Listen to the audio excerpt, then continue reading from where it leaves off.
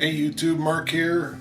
Today is November 21st, just a few days away from Thanksgiving, and I'm actually getting ready to make our Thanksgiving dinner, well, at least during preparations for the Thanksgiving dinner. But this year we decided we're going to go against the grain a little bit. We're not going to do the traditional Thanksgiving turkey. What we're going to do is we're going to do prime rib. A lot of people save that for Christmas, but we want to do it for Thanksgiving. Just a little something, change it up a little bit. I'm still smoking a turkey. I'm going to do one for my folks because I'm going to have my in-laws here. But yeah, so let me show you what I've got done here. So this process is actually going to be a multiple day thing because I actually picked these prime ribs up Sunday, and I'm dry aging them to kind of really intensify that beef flavor. So what I've done is once I got it home, I took it out of the butcher wrap and then just wrapped it out in a towel. So let me show you this. Okay, so this is it. This is my prime rib that I've got going here. These are just clean dish towels, and as you can see, they've been soaking up some of the beef juices. And after 24 hours, you want to actually change these out.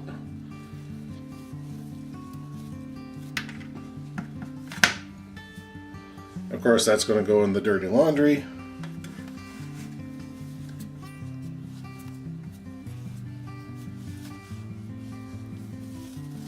So as you can see, there's not a whole lot of shine to the meat anymore. It's fairly well dry on the outside. Of course, the inside is still pretty moist. But I just need to grab new towels. I'm going to wrap them up. Now that first towel, these first towels here only sat for 24 hours, okay? I'm going to wrap them in new towels now, and I'm going to let them sit for the next couple of days in these. And that's my process. I want to wrap this in a way to where the bulk of the material will be on the bottom, because that's where all the juice is going to go, right? So I want the thicker stuff on the bottom. Now, if you don't want to use your dish towels, you can use cheesecloth, and it's the same process. You just wrap them up, one layer, it's all you need. Put the bulk of the material on the bottom so it absorbs most of the juices, and that's it. I'll stick that back in the refrigerator and let it sit for the next couple of days before Thanksgiving or Christmas or whatever day you're going to use it. But this will really intensify the beef flavor. It's quite amazing. Alright, so that's it. That's my process right now anyway. No oil, no salt. I'm just dry aging it. That's all I'm doing. It's basically dehydrating some of the meat so it really intensifies that beef flavor. In the next couple of days, when it gets to be Thanksgiving, I'm going to smoke this. I've never smoked a prime rib before, and I am stoked to do it. So I'll see you in a couple of days when I actually get it on the smoker.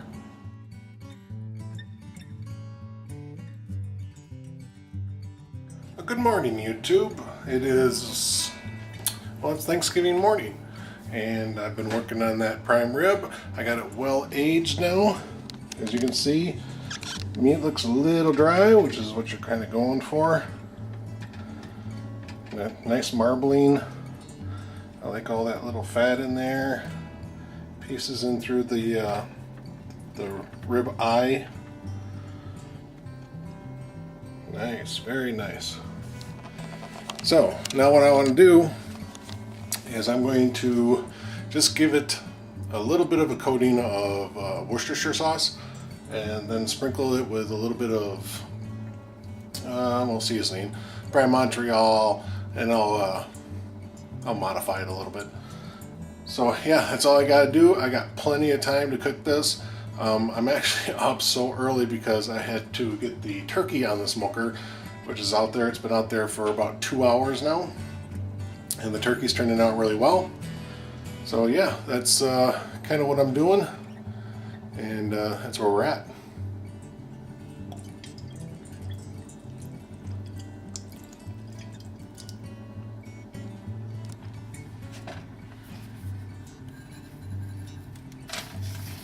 Now this is not like a like a pork roast, okay? You don't need to have a huge thick crust. You want the flavor of the beef to come through. However, that being said, you don't have a whole lot of surface to mass ratio here. So the only seasoning that you really get while it's cooking is what's on the outside of the roast. So I'm putting a good liberal amount of seasoning on here, but I don't, I'm not doing like a pork roast. I don't need a ton of it, but I need enough of it, if you get my drift.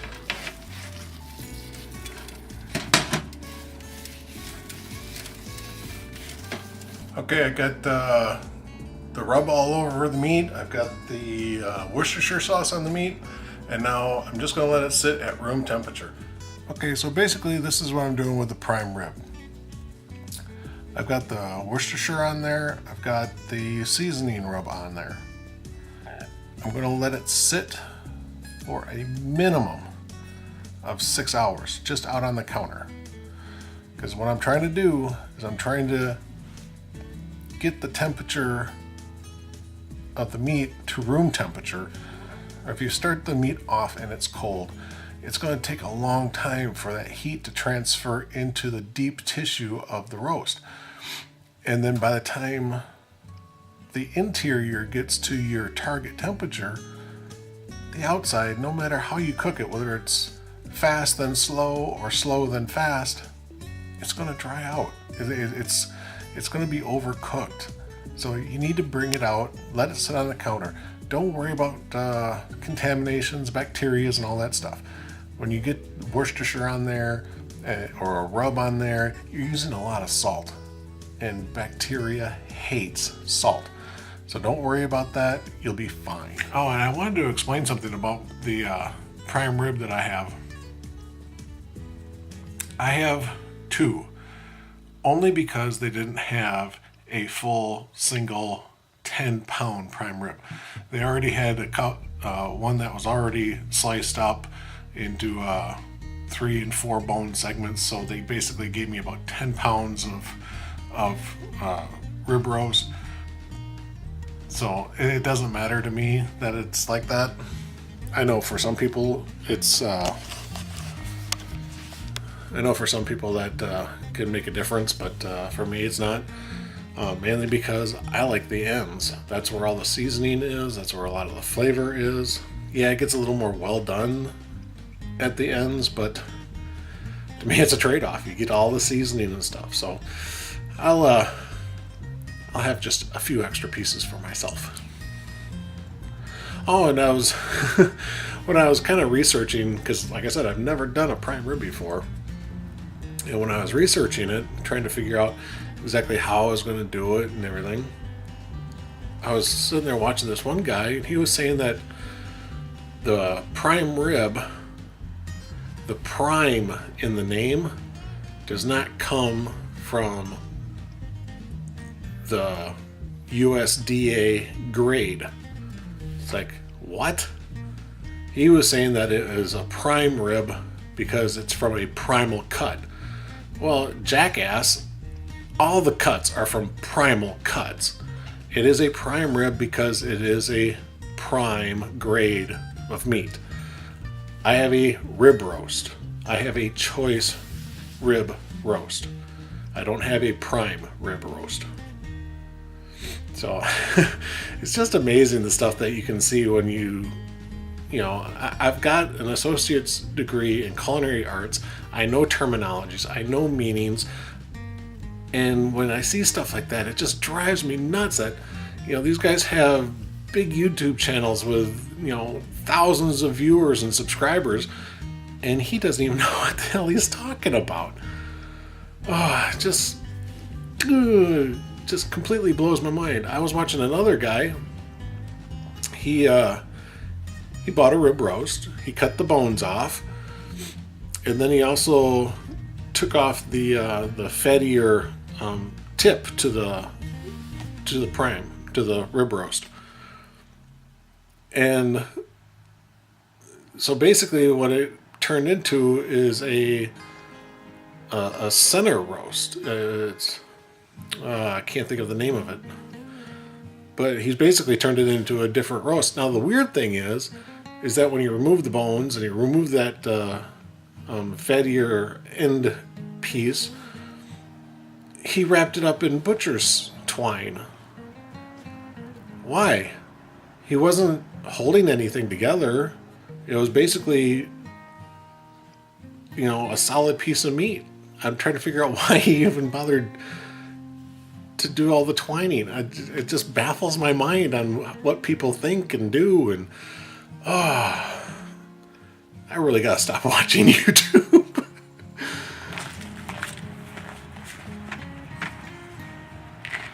Okay, I'm only about 4.5 hours away from dinner time, so I'm going to get the meat in the smoker now. Now, a lot of people, when they do the smoked prime rib, they run it at about 250. I'm going all the way down to 200 degrees. I really don't want to go over 220, so I don't even have wood in there right now. It's just up to temperature. I'm going to get my meat in, then I'll put some wood in and start generating smoke.